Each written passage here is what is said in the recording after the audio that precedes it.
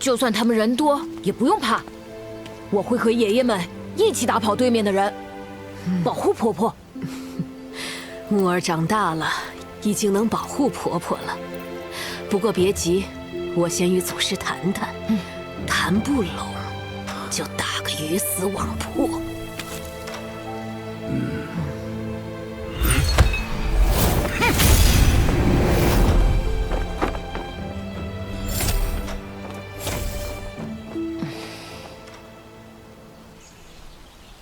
悠悠，你本是我教圣女，厉天行要娶你的时候，我其实是不同意的。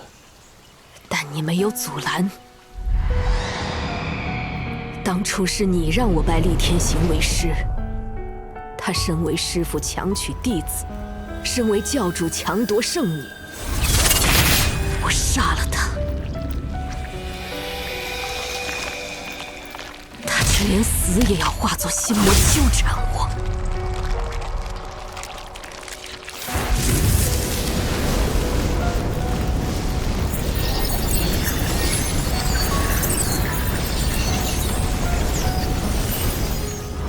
我也没料到他日渐扭曲，俨然忘记了圣教主的职责。祖师如此英明，应该自己收我为徒才是。我第一眼看到你，便知道绝不能收你为徒。你太美了，即使不作恶，也会有人因你而作恶。世俗根本容不下你这样的红颜。哼，我要生存下来，就只能做死婆婆。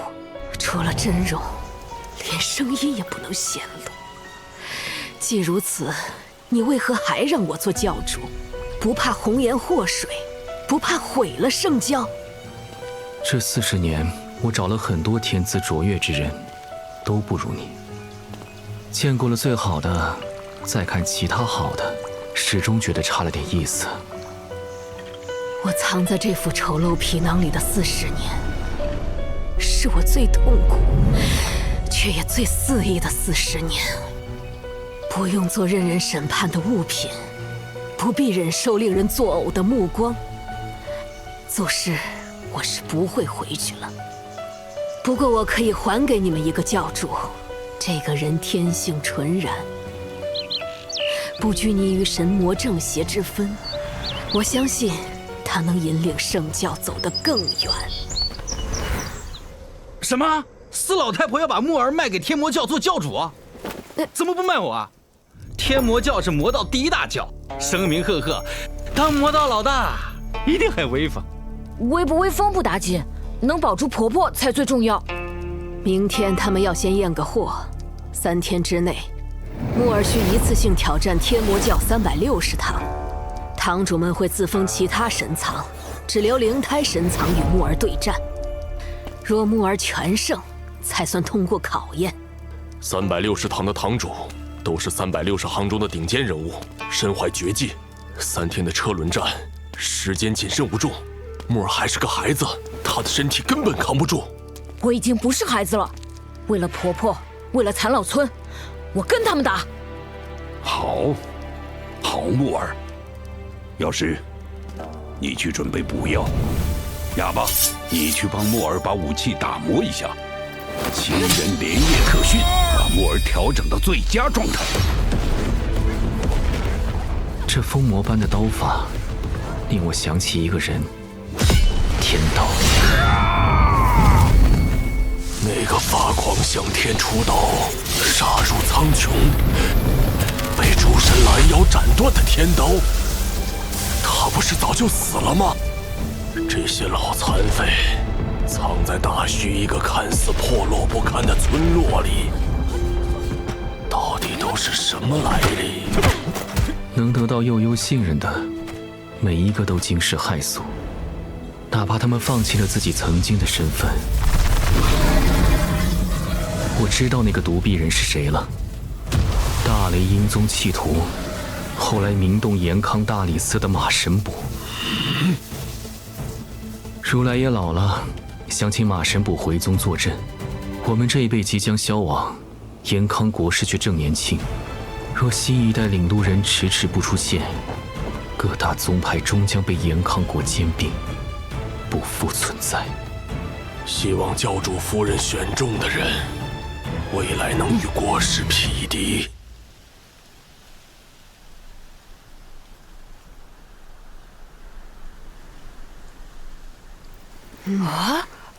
一柱天香代表一天，燃尽意味着一天耗尽。你要在3柱天香烧完前打完360趟。木儿，你知道自己进去后会面对什么吗？知道，我不会让他们带走婆婆的。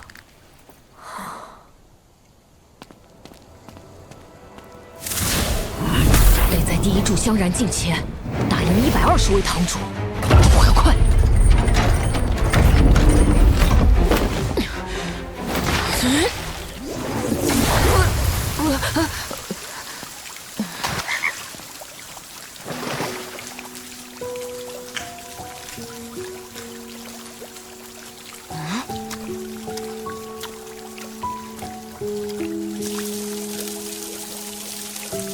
你说我要挑战的堂主吗？你的屋子里哪来这么多雨水？我幼时便行走江湖，为农民们做法降雨。他们称我为小雨师。承蒙厉教主看得起，封了我做雨堂的堂主。原来施法降雨也能作为行当，可惜这种法术我还没学会。啊，教主夫人可是法术流派的顶尖人物啊，比我还厉害很多。所以当年她被选为圣女，而我落了选。你跟着她，竟然没学会法术？法术也是修炼流派吗？我只听过控剑术跟战技这2个。啊，你怎么什么都不懂？法术和战技是最古老的2派，后来严康国师将控剑术推到巅峰，才变成了3大流派。为什么要区分流派？集3者所长不是更好？唉，一个人钻研一派，即便耗尽一生的光阴和智慧，也难以修炼到极致，哪里还有时间钻研3派？瞧好了，这24节气鞭便蕴藏了我从24节气中悟出的法术。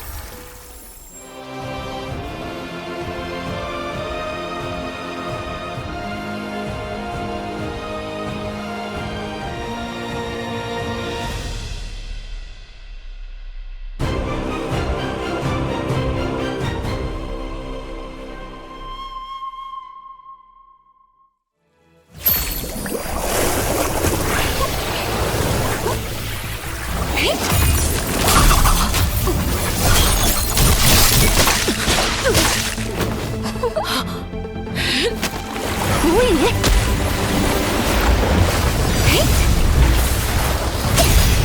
好神奇！你真能招来雨水？那当然。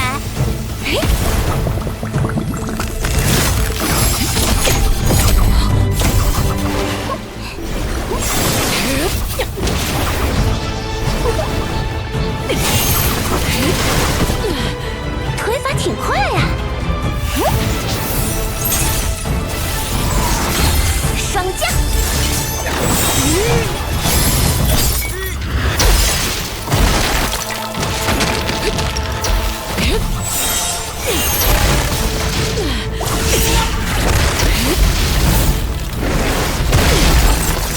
你小子行啊！好冷，打出水和冰就是法术吗？我也可以。灌水。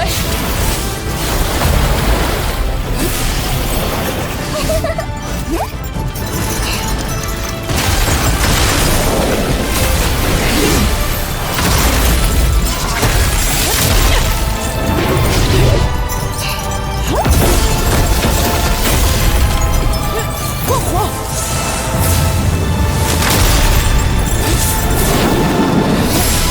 破。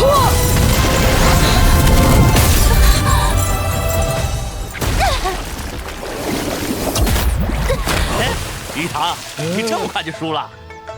这小子不知道学的什么野路子战技。哎，龙堂，这小娃娃精得很，一招暗藏几十种变化，你们当心阴沟里反转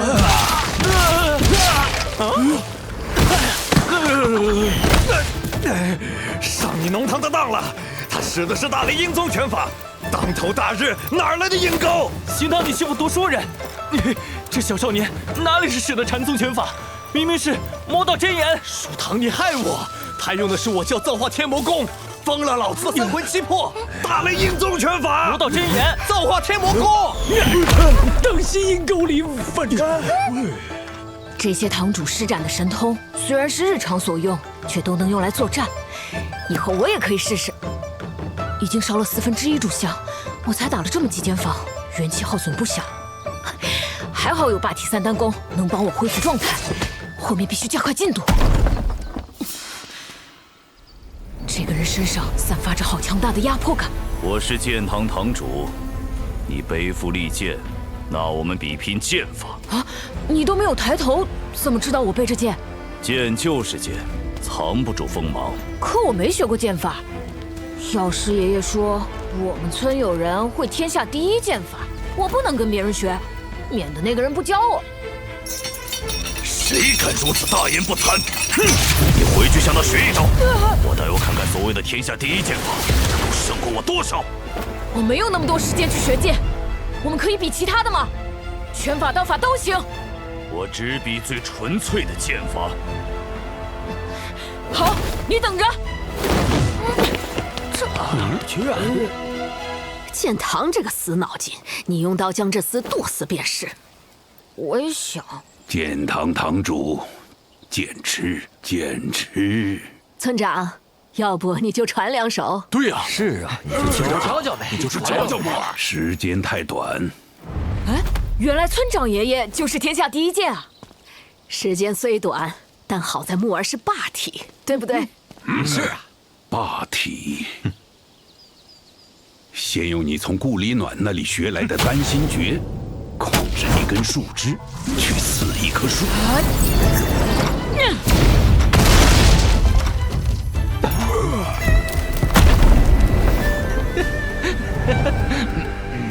我忘了，这小子虽然剑法糟糕，但元气深厚。再次杀猪刀试试。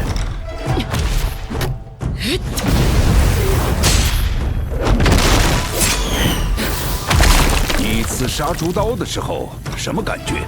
我的元气丝太软，承受不了我刺出的所有力量。这就对了，因为你没有掌握剑法最基本的剑式。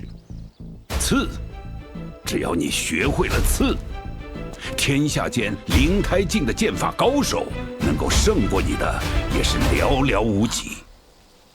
刺，这个动作，用剑来刺，灵胎也要握剑。元气扎根在剑中，元气是你身体的一部分，剑也是你身体的一部分，都是你的身躯。再次，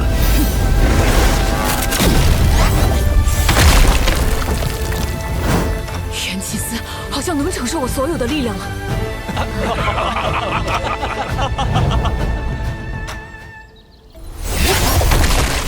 不够，要控制所有力量。腿的力量，腿是力量源泉，用瘸子教你的腿法向大地借力。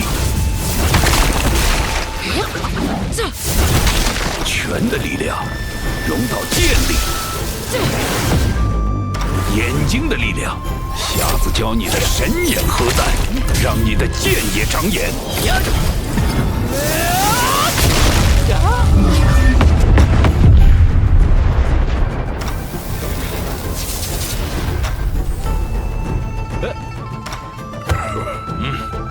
你现在可以去见剑堂堂主了。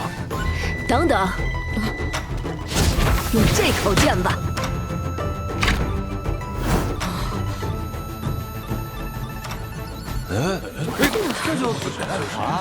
香燃烧了一半，我却连第一栋楼一半的楼层都没打完，得抓紧时间。来吧。很好，你自身已经有了剑的锋芒，出剑！我要看看是谁敢自认剑术第一。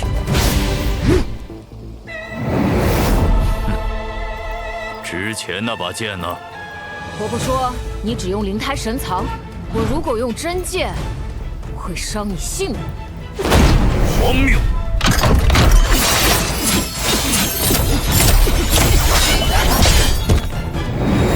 这就是天下第一剑法，平平无奇。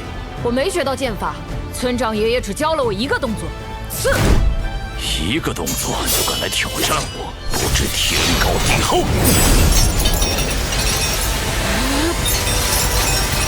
此剑是。我的剑尚未触及到他的木剑，就被他的剑锋斩断。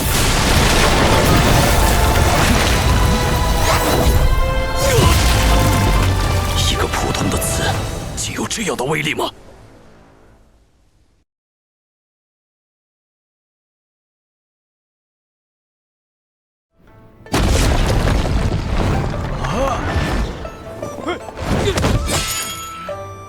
剑头，你怎么搞的？比剑还能输给一个小娃娃？他连剑法都不会。我也不知为何，一招便败了。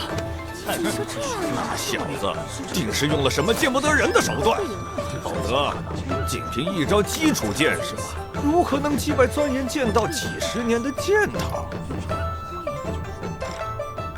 祖师，莫非那放牛娃当真取巧了？不急，且再看看。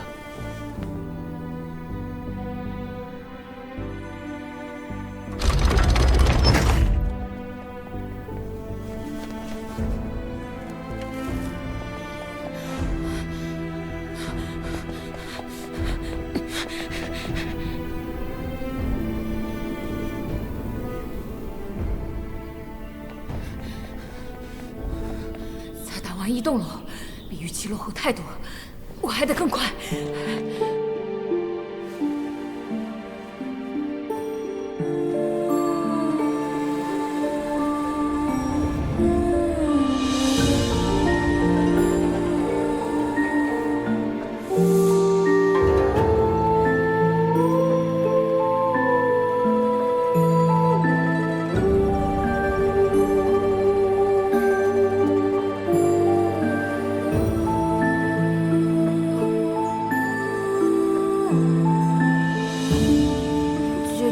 我只放过牛，不懂跳舞的。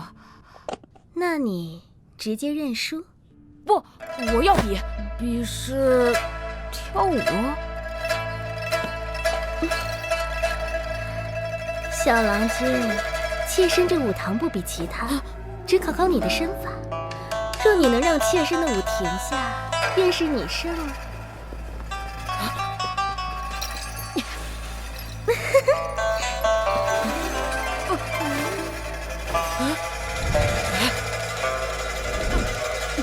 姐姐的舞步好厉害，像蛇一样灵活。原来这就是身法考验，得先找到姐姐所在的方位。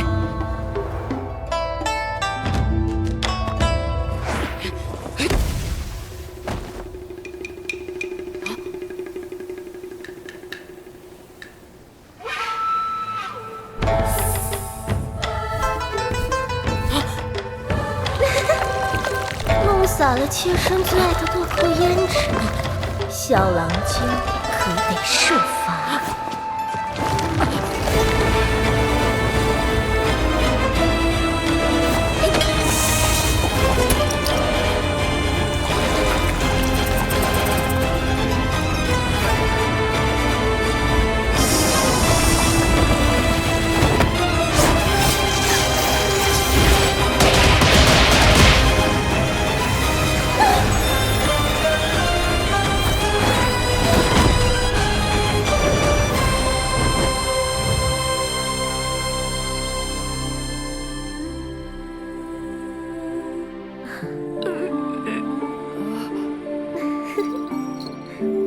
小郎君身法诡异，妾身输了。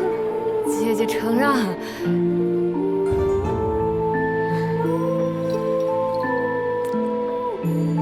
今后若是有难处，到任意一家五方乐坊收你长父庆爷，便可以找到姐姐了。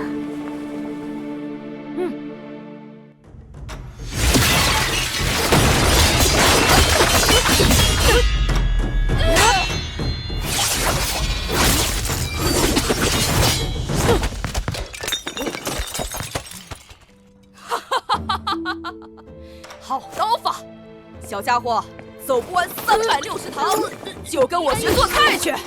我一定会走完，不然婆婆就要被你们带走了。好，谁拦着你，你就用刀劈谁。等见到教主夫人，帮我告诉她，我阿瑶挺想她的，一直惦记着她的好。敢乱我姑汤营造耻，我和你拼了！哎呦，哪里来的小猴崽，连北堂也敢打劫？英雄都想留情，请归还我该逃的金饭碗！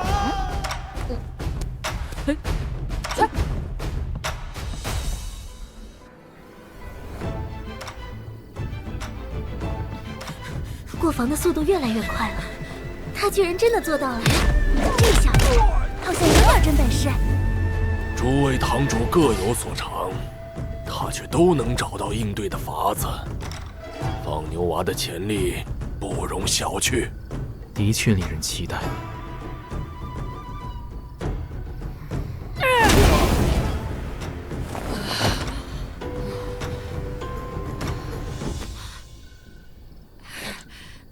最后一炷香快燃尽了。这少年真是不寻常，可惜，他的时间不够了。是啊，我一定要打败他们，婆婆才能留下。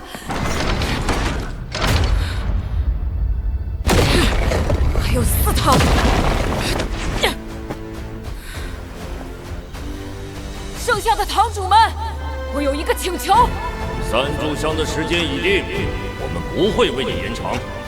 我明白，所以我想同时挑战你们4位。他疯了吧？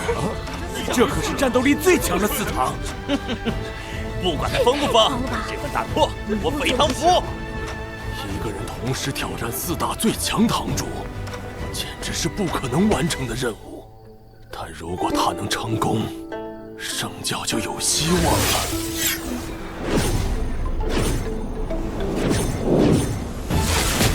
青龙、朱雀、玄武、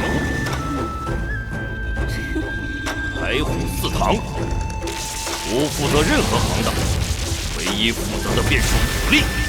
即便你是教主夫人养大，我们也不会手下留情。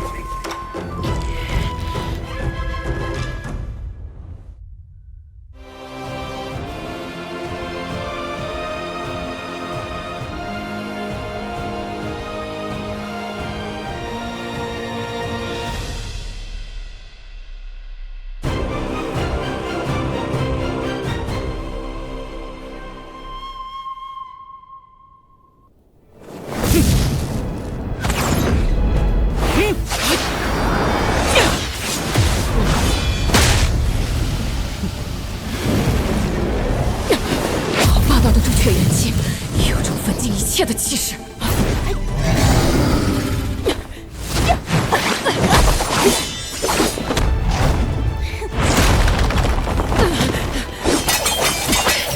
这些锋利的银丝都是白虎元气化成的。别逃跑呀，游戏才刚开始。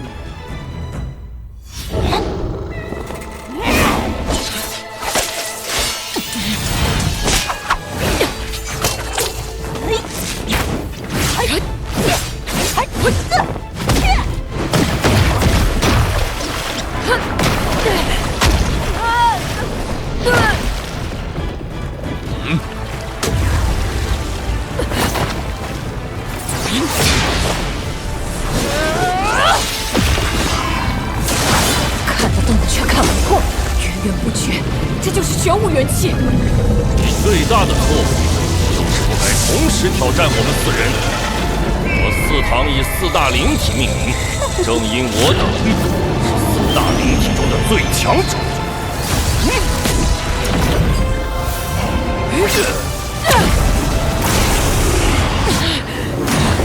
好恐怖的青龙元气，5脏6腑都要被劈出来了。你们是灵体最强者，但我是超越灵体的霸体。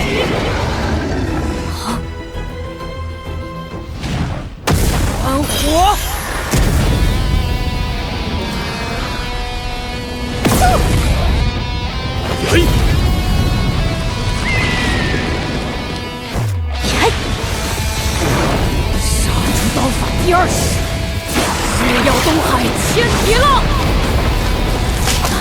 朱雀堂，你上我的银丝做什么？是他的元气首先变成了火，再向我的朱雀元气借力。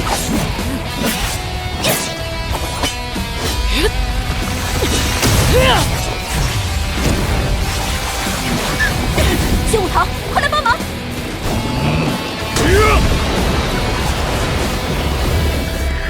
关水！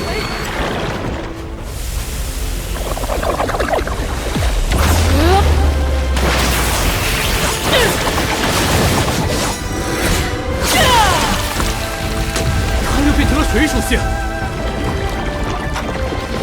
不好，我的玄武元气被他吸纳了。青龙堂，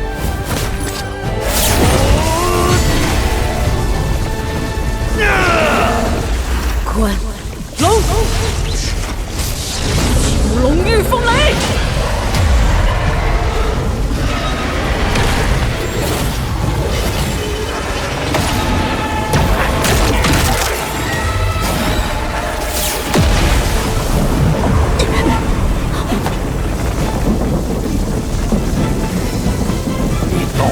什么灵体？霸体，独一无二的霸体。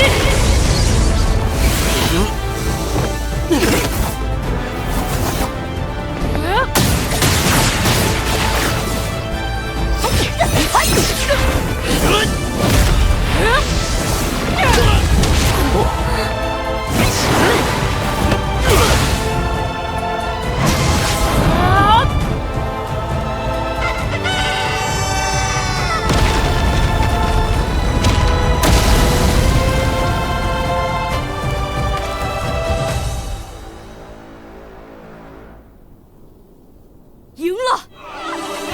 他真的胜了4堂。一骑战4堂，豪情震8方，快哉，快哉！少年英雄，归我天圣教了！看到自家兄弟被打败，还这么开心，这可是第一次。大徐一个小小的村庄，竟有这等人才。那村里与我同一水准的有2个，一个是没有手脚的，另一个是打铁的。其他7个人比我教4大镇教天王左右护法使都要强。这些老残废都曾叱咤风云，他们将自己毕生所学所悟传授给我的孩子。普天之下，又有谁有这样的机缘，能同时得到这些人的指导？圣教的希望出现了。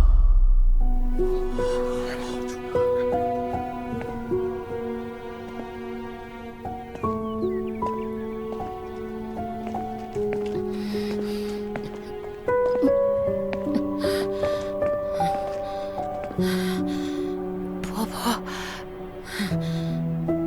不要走了。木儿，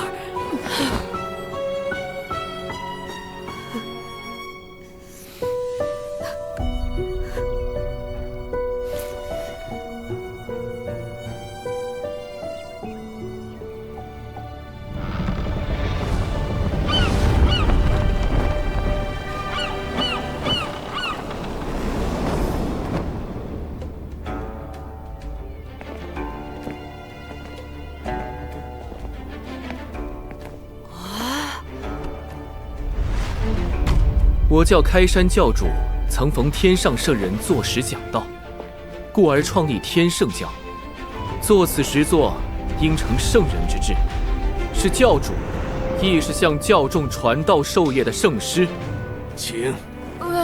那么多前辈，婆婆跟祖师都站着呢，我怎么能做？木儿，这个实作名为圣师作，是你自己打下来的，做吧。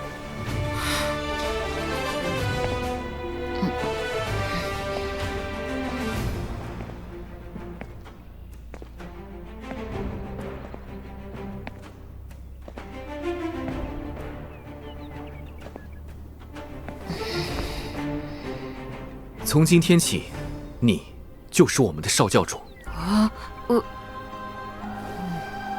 凡我教众之弟子礼，圣教恒言祖师文员空守圣师座40年，终迎圣师归来。圣教前代圣女见圣师，弟子司佑悠参见少教主。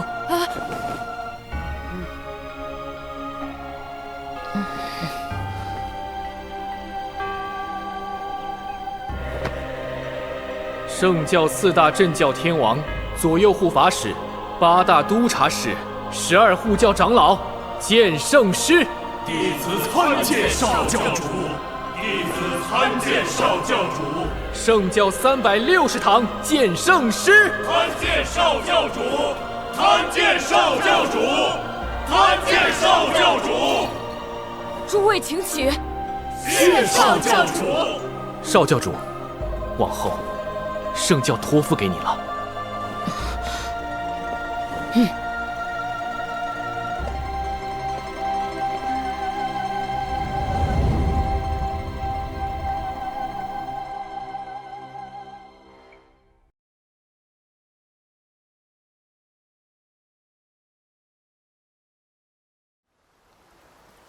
谁能想到魔道第一大教，声名赫赫的天魔教，竟然在这个穷乡僻壤迎来了他们未来的教主，一个12岁的少教主。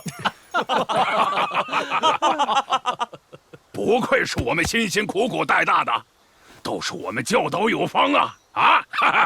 霸体举世无双，木儿的灵胎甚至可以3度觉醒，天魔教才是占了大便宜。霸体3丹功，觉醒3次才算完成3丹。此后战斗时可以从容切换各种属性，木儿也算小有成就。要是木儿还有第4次觉醒，我看你怎么圆。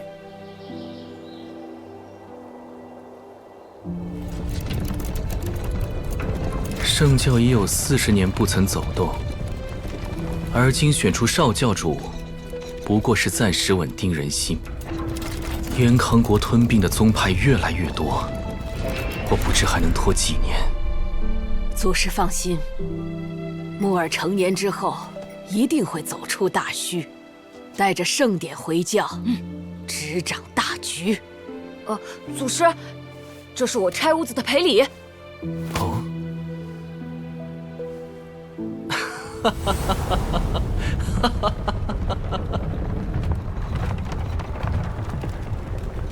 一蓑一笠一扁舟，一丈丝纶一寸钩，一曲高歌一樽酒，一人独钓一江秋。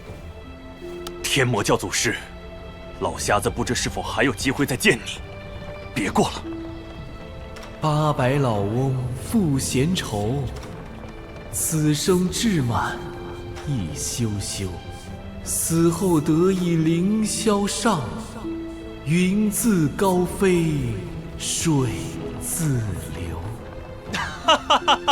不愧是祖师，看淡了生死，觉得此生圆满，死后还要在天上笑看人间风云变幻呢。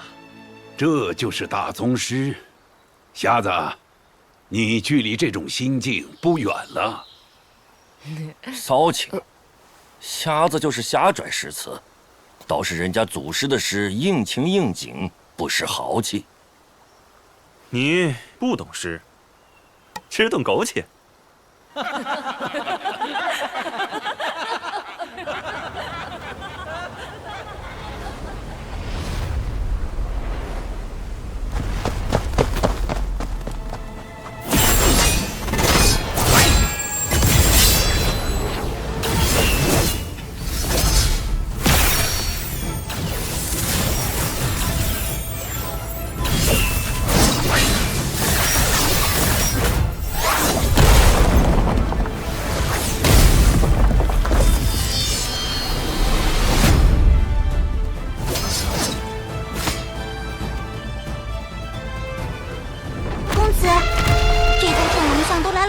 次了，怎么还不明白大个子的山头不属于他呢？大个子，接着！我做你怕？小不点儿，还！送你。你的雷音巴士快从体如来练成心肉来了，细气罗很适合你。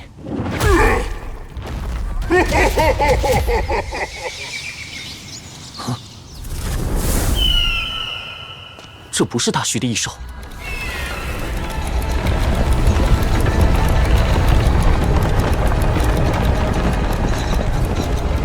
哇，好漂亮的大船！会冒烟，还会发光，以前从没见过呢。是从外界来的吗？神霄天眼。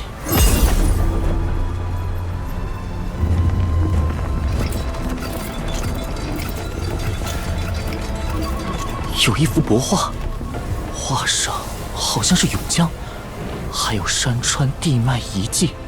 这些人记录大虚的地理要做什么？严康，是严康国的船。听说严康的城池已经建到大虚边缘，现在画地理图，难道是打算向大虚发兵？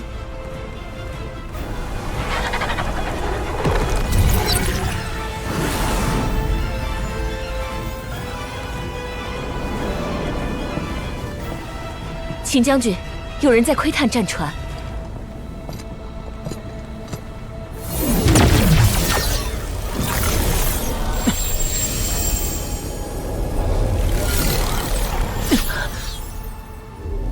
那个严康人的眼力好强。大个子，你会回镇阳宫，把大虚地图毁掉，不能被严康人看到。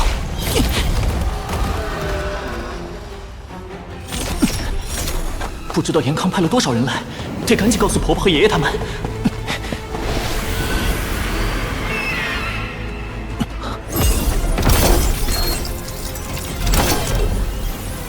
看衣着，他们也是严康的，怎么鬼鬼祟祟追着那艘船？那人往下游逃走了，连我的眼神也承受不住。不是那些宗派的刺客。不必理会。神谕严令各国封锁神器之地大虚。此前国师违抗神谕，让我自然属用丝绸与大虚通商，以使各大宗派不满，要求陛下诛杀国师。如今国师又让秦将军勘测大虚，我担心。神谕？锦娘姐姐，我从没见过神。只见过那些宗派打着神谕旗号作威作福，皇帝不听话，他们就杀了皇帝；国家不向他们进贡，他们就灭了国家，好不威风。七公子，此行危险异常，还请七公子暂避舱内。我才不呢！大虚如此奇妙，什么都看不到，多可惜啊！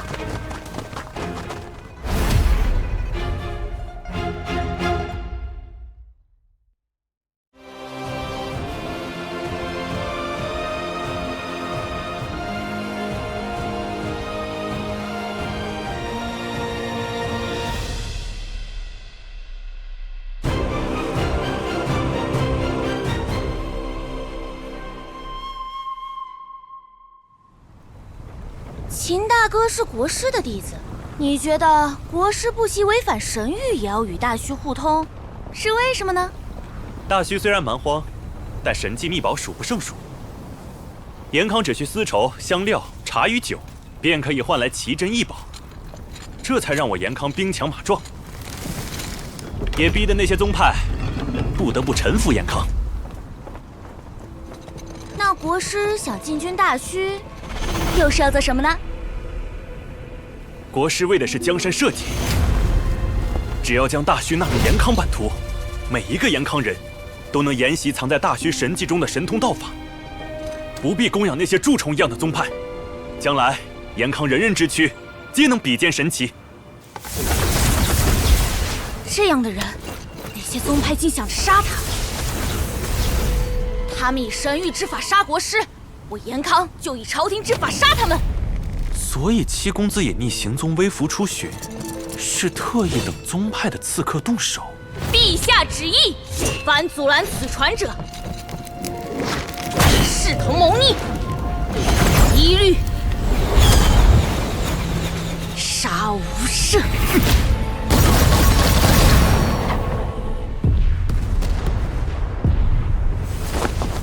公子，公子，永江好像变红了。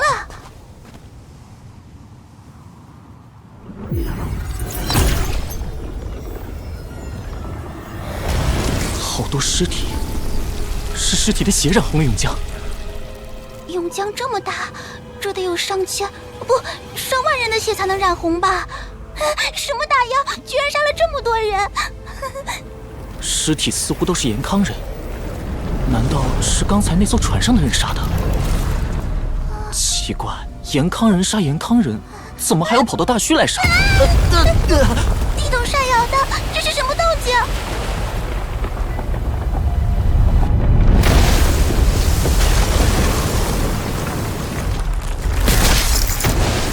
不好，他们在上游开战，加速了冰面破裂，提前形成了冰潮。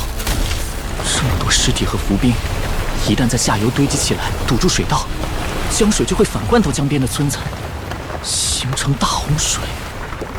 那该怎么办？婆婆和爷爷们在下游帮村民疏通边塞的水道。胡灵儿，你去告诉他们延康人和冰潮的事，我去找人帮忙拖住冰潮。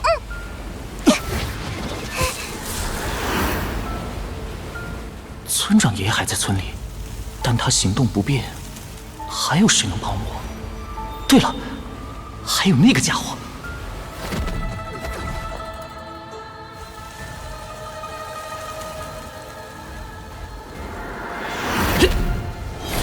木耳这小子又在忙什么？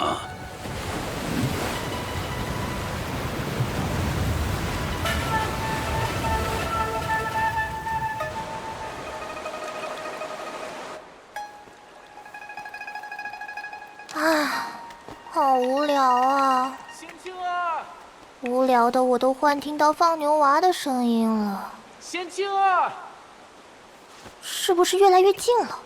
仙青儿，仙青儿，又是你这个放牛娃！我真没什么好东西能让你打劫了。冰潮就要到这里来了，我需要你帮忙拖住冰潮。啊？没兴趣，反正冰潮每年都有，这里有贼秃在，也淹不到我。你帮我，我可以帮你斩断铜像的锁链，助你脱困。就凭你？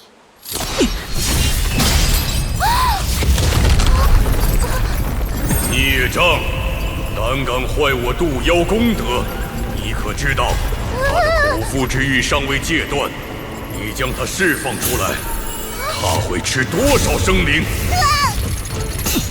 虚伪！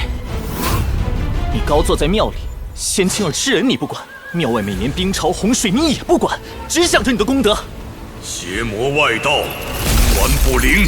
婆婆和爷爷们每年都去拦截冰潮，救村民和飞禽走兽，救了无数性命。说靠功德就能修禅，他们每一个人都早已是金身禅尊，才不像你是个铜的。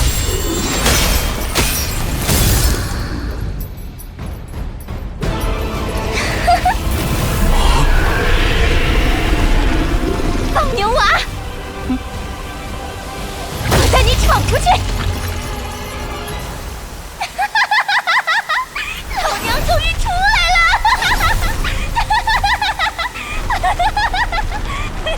冰潮到了。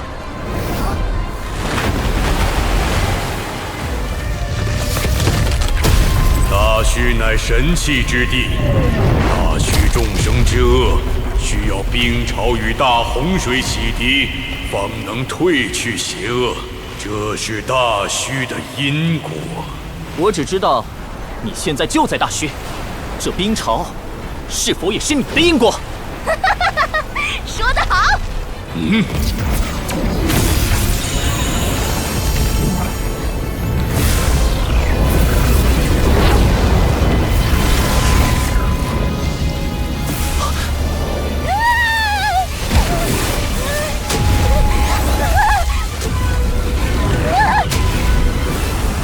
仙青儿，能不能以冰潮过来？我们可以借铜像的力量拖住冰潮。好主意。风来！贼秃，你也尝尝冰潮冲刷的滋味吧。休想逃！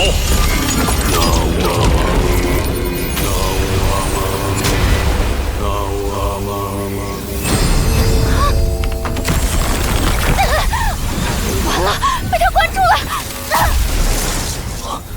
铜像怎么会小禅师的金钟罩？他也是大雷音宗的吗？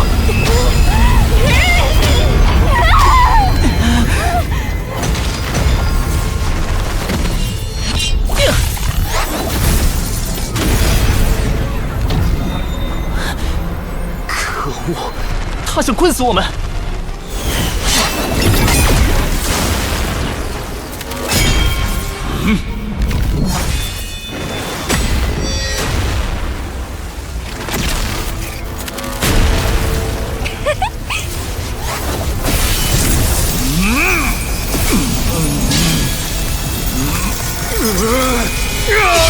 恶人暗算我！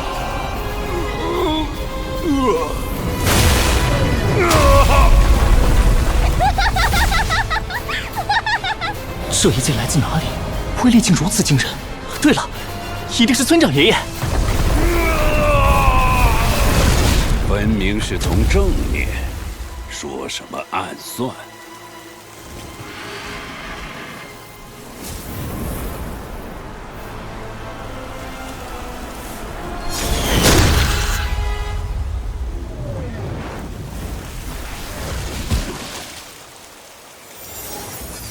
大虚再也无法平静了。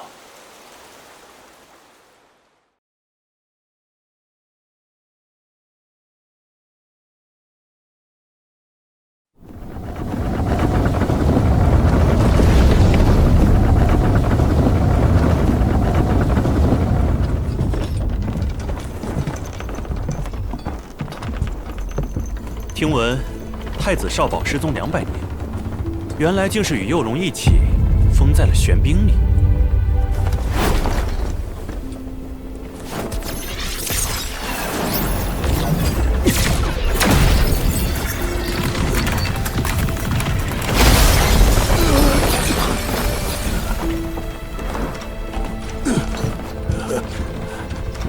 老夫等了200年，终于等来了延康救兵。太子少保，为何只剩剑鞘？你的剑呢？被一个弃民少年骗走了。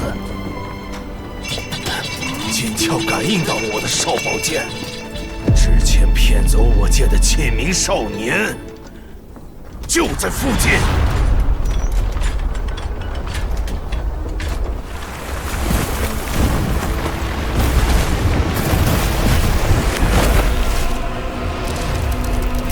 那个铜像怎么会金钟罩？难道他也是大雷音宗弟子吗？大雷音宗的都是人，小雷音宗的才是妖。贼秃是小雷音宗的小如来。如来是什么？雷音宗怎么还分大小呢？哎，如来嘛，就是禅宗老大。听说贼秃以前是大雷音宗老如来的师弟，后来他们闹翻了，贼秃就跑到大虚来，创立了小雷音宗。号称小如来。小如来是老如来师弟，而马爷爷是老如来弟子。那么铜像相当于是马爷爷的师叔，但从来没听马爷爷提起过。看来任何关于雷音宗的人和事，他都不想提起。贼秃立誓度众妖修禅，有天他看到我在吃人，非要度化我，就用法相将我镇压。所以铜像不是小如来本尊，只是他的法相。小如来小气得很，你坏了他的功德，他定会亲自来找你算账。放牛娃，我已经帮你拖住了冰潮，就此别过。浮边还堵着水道，就要演变成大洪水，我们一起清除浮边。放开！为什么要帮你？你抢我宝贝，害我差点被贼秃练死。不打不相识嘛。你帮我清除伏兵，就能救下无数生灵，你的功德会比小如来还要多，比贼兔还多。老娘认他很久了，我吃东西又不分善恶，只是饿了而已。就像你们人吃菜吃肉一样，草木虫兽都可以成妖，这不也是杀生吗？为何只镇压我？等救了大家，你的功德比他多出100倍。看看他还有脸镇压你吗？有趣有趣，我也可以有功德。这里伏兵这么多，怎么救？将你的元气借给我。斩剑式。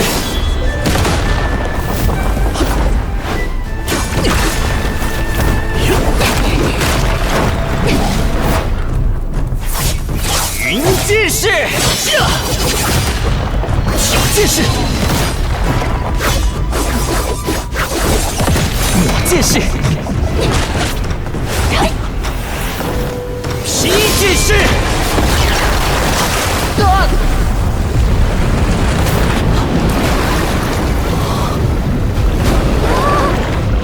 夏老爷子，公子在那儿。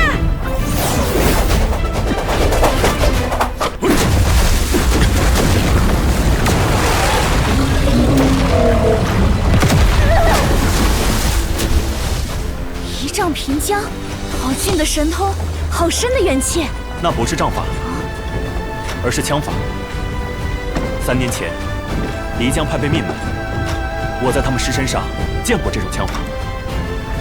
难怪那7名少年胆大妄为，原来背后竟有高人撑腰。终于退潮了。夏爷爷。你爷爷的气势可真恐怖，我先走了。仙秋儿，谢谢你。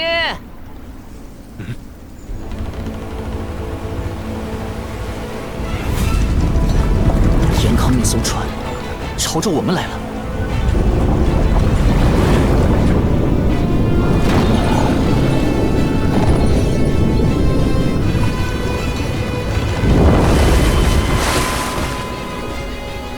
谋夺我严康朝廷命官佩剑的器皿，可是你？是顾里暖想吃我，我就拿这剑来护身了。他在你船上，你能不能帮我把剑鞘也弄出来？有了剑鞘才是一套啊！臭小子，你可知你犯了多大的罪？这把剑可是老先生你主动送我的，还非常热心传我剑诀，请问何罪之有？你有恃无恐，倚仗的是这位前辈吧？晚辈严康国师弟子秦飞跃，正4品中武将军，敢问前辈可是枪神？太新奇，一个瞎子而已。3年前，我严康国的南疆武苗府府墓墓碑峰，与众多漓江派高手被枪神刺死在大墟中。前辈可曾听闻？杀害朝廷命官，狂徒无法无天，大须当用严刑峻法。两岸猿声啼不住，常使英雄泪满襟。可叹。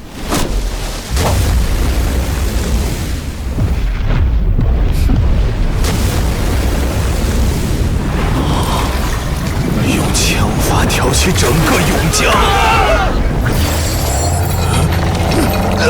这老匣子恐怕真是消失多年的枪神。一代枪神怎么变成了瞎子？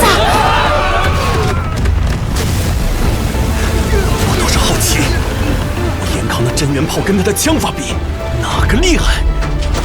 众将听令，开炮！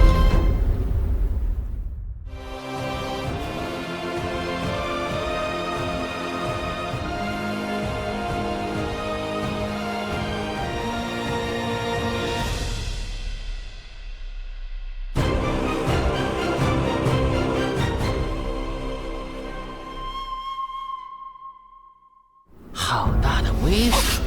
何人？谁？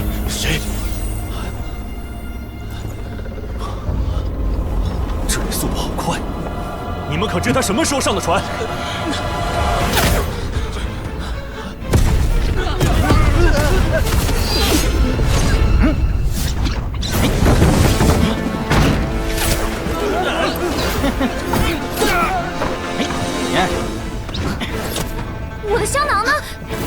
里图。我的剑鞘去哪儿了？糟了，我的观音不见了。金将军，不好了，我们正准备开炮，但是真元炮核心丹炉的钥匙突然全都消失了。连丹炉的钥匙也能偷走？我知道了，他是神偷。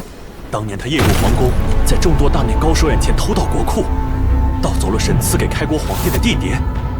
国库中无数陷阱杀阵悉数无用，幸得国师出手，才将他的一条腿斩下来。即便如此，还是被他带着地碟远走，消失无踪。神偷竟然也是启明少年背后的高人。回去告诉国师，保管好我那条腿，我会亲自去取。神偷前辈，把香囊还我！七公子莫追。严康打仗怎么还带个胖娃娃？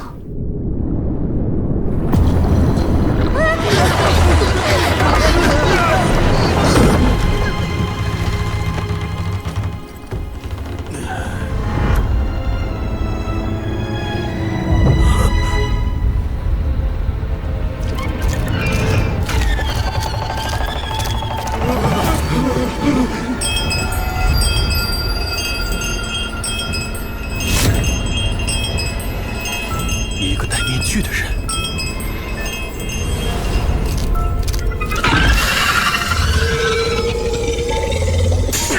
手撕砍不断。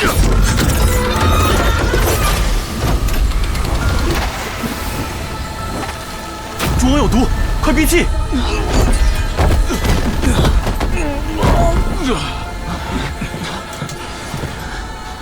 是毒王，能招百毒。治百毒的毒王，岛满多，战船速退！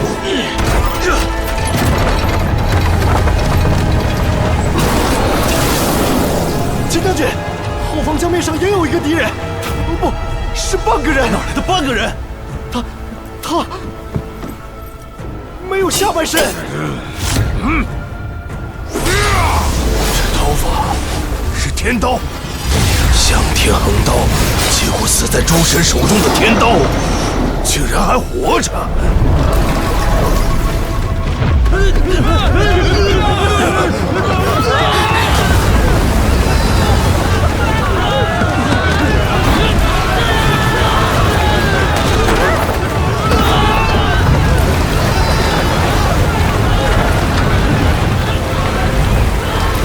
七星神藏，开！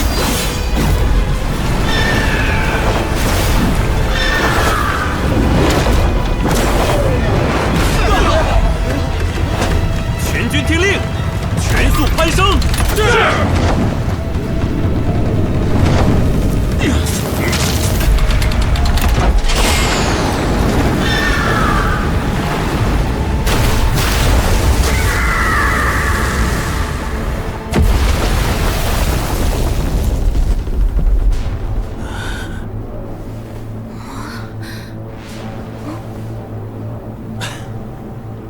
金将军，这群人太难对付了，我们是否动用更强的武器？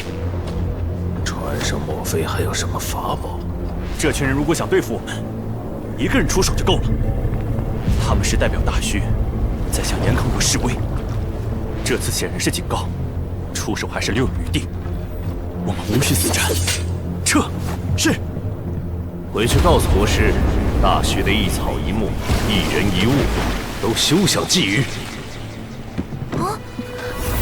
枪神、神偷、毒王和天刀，每一个都足以惊天动地。大虚不起眼的村子里，居然聚集了这么多恐怖的存在。那个夺走少宝剑的少年，莫非就是他们的传人？这些老家伙不过是螳臂当车，没有什么能够阻挡国师进军大虚。我严康国会给大虚建立新的秩序。若是能招安这些宗师前辈，定会对严康大有助益。神偷啊，可是盗走地碟的罪人。地碟留在国库，也只是一枚宝剑，能因此与老前辈结缘，说不定是严康的机缘呢。凑齐了。少宝剑的剑鞘，曲爷爷，你本事可真大！他们偷画大虚地理图的计划也落空了。这是什么？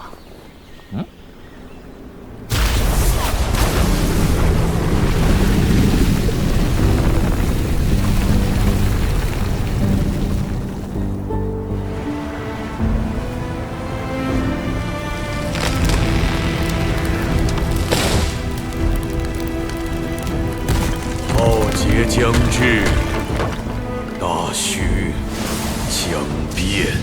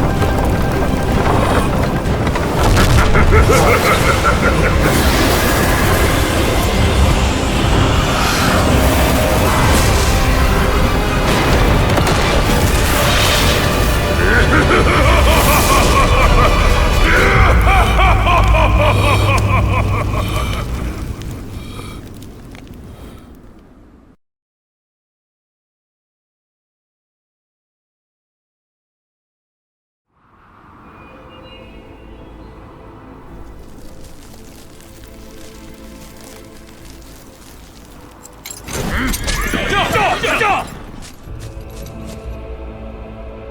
天赐良机，择此吉时，特邀各路英雄好汉聚首香龙城，风云际会，共襄盛举。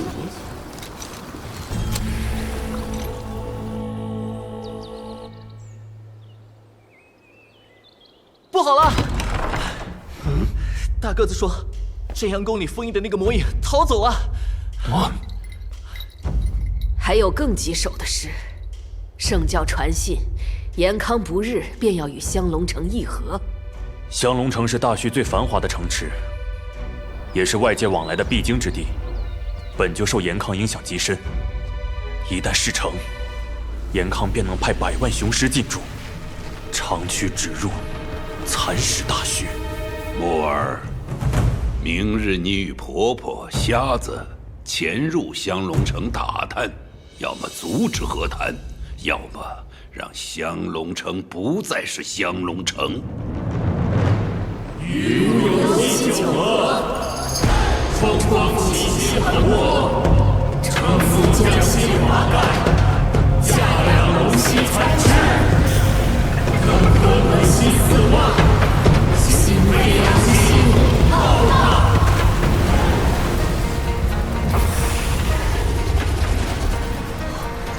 原来昨天的巨兽就是日行千里的永江江神傅江。我们提供烟火和食物，傅江承载我们往返，这就是大薛遵循的以物易物，利益互换。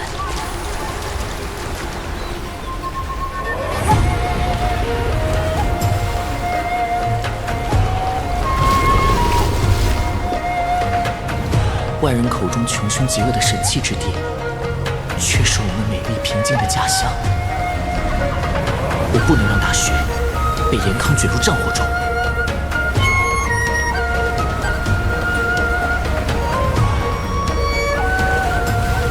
看，香龙城，从前的天龙星宫，如今的香龙城。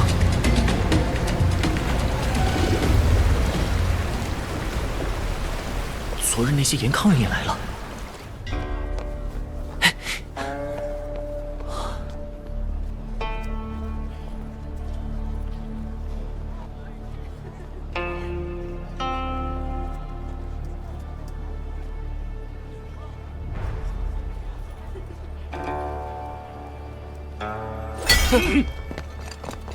大须器民闪开，让6合境以上的神通者先行。请。哎呦，贵客贵客，请随我这边来。婆婆，他们明明也是大虚人啊！哼，仰头看天久了，忘记自己还踩在地上，凡事都要分个高低贵贱。可脱去一身皮，谁又比谁高贵呢？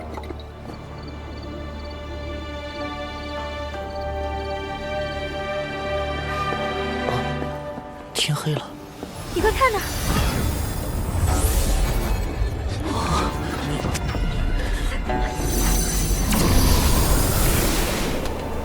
这是什么？这是星宿石。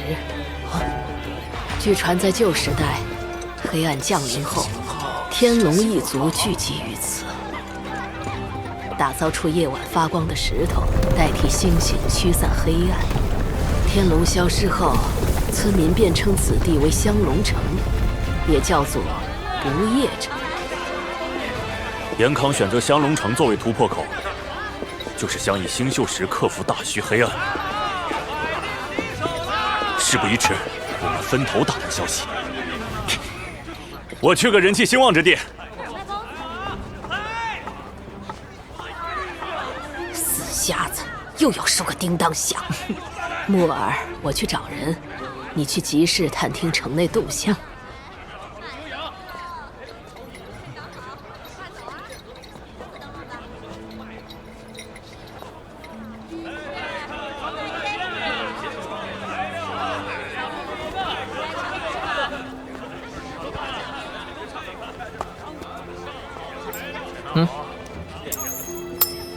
集市还在正常运作，严康应该还没有大规模入驻。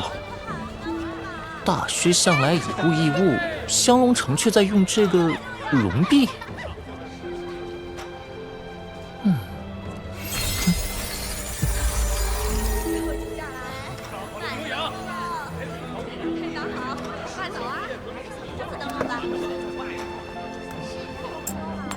又遇上他了，原来是个放牛的。那些瓦罐看着破烂，却是神通者所炼，他倒是慧眼识金。您家里缺人手吗？我什么都能做，孩子们长大后也能做工。求您行行好，不缺不缺，只要不让我们分开，赏口饭吃就行，别走啊！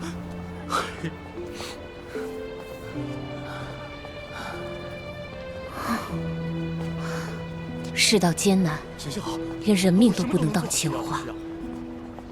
只要我们终结乱世，百姓就不会再陷于困苦。锦娘姐姐，钱带给我。钱你拿走。但这不是交易。你们不是为了当货物而降生的。哎，严康战船上的那个胖娃娃。什么胖娃娃？我在家排行第7，大家都称我为七公子。白白胖胖的，应该叫肥七公子吧？你，多谢公子。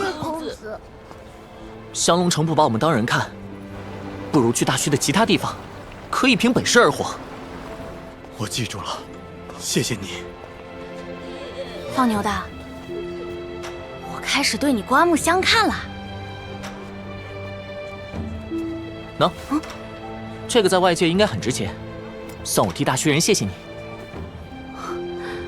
这么贵重的谢礼，我们严康人不回礼可不行。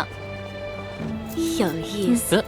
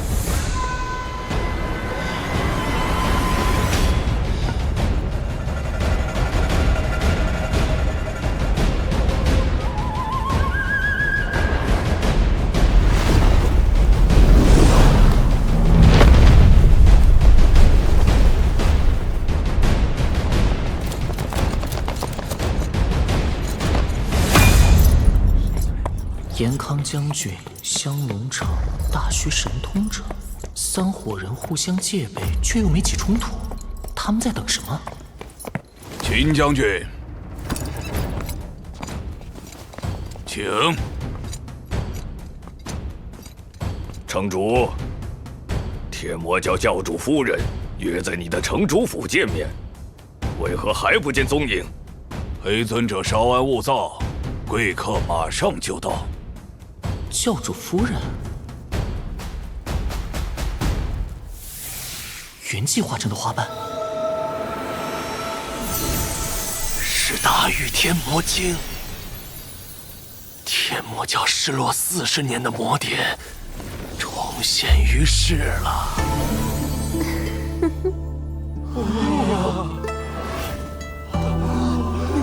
太美了吧！全是美啊！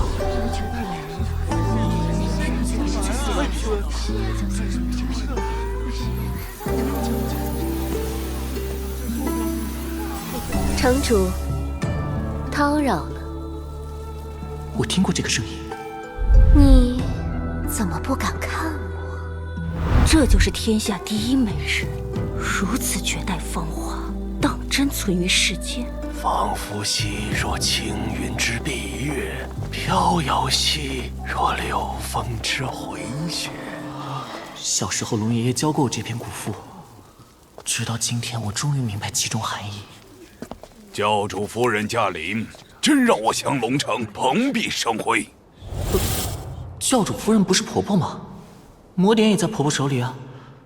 她跟婆婆有什么关系？前教主到底有几个夫人？40年了，教主夫人终于出山，想来是将魔典研究透彻，才广邀英豪来我香龙城一睹风采。府上已设宴，请诸位过府一叙。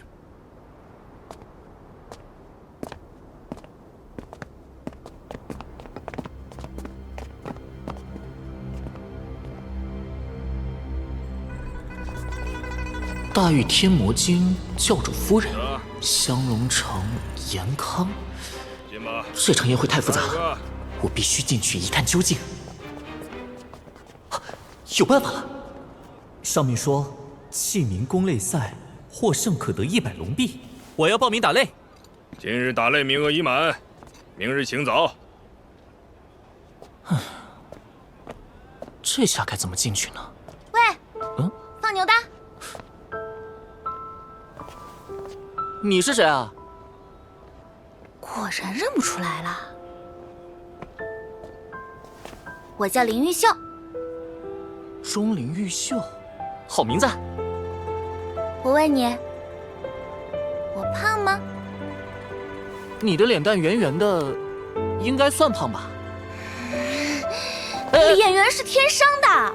奇怪的姑娘，但有点眼熟。你想入府？随我来。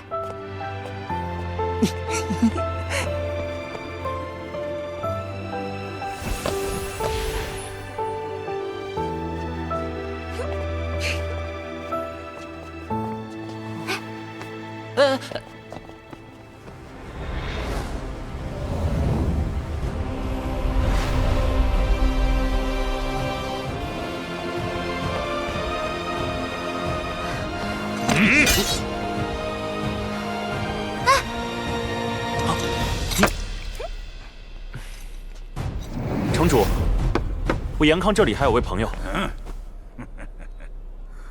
既然与秦将军相识，请入座吧。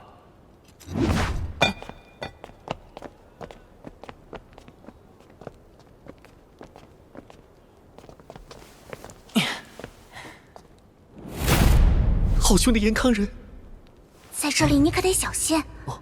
看，神断山、百善老人、灵谷大道、黑尊者、妙毒手黄莲夫人，都是大虚有头有脸的神通者。还有城主傅云蝶，他已修至生死境，是大虚中少有的高手。那你呢？我的身份，嘿嘿，保密。教主夫人，你叫大家来，不只是为了喝酒聊天吧？听闻很多人都想借大玉天魔经探寻成神之法，我索性邀大家齐聚一堂，看看除我之外，还有谁有资格做他的主人。哼！别以为你有魔典，就能逃出我们重重包围。谁夺走大玉天魔经，谁就是众矢之的。无论是大虚的高人，还是严康的贵客，我只为回应教主夫人邀约而来，不会争抢魔典。秦将军知礼，却不知城主若夺得大玉天魔经，便能在与严康的和谈中占尽先机。原来城主并不想反抗严康，只想为自己争取更多好处。城主与严康勾。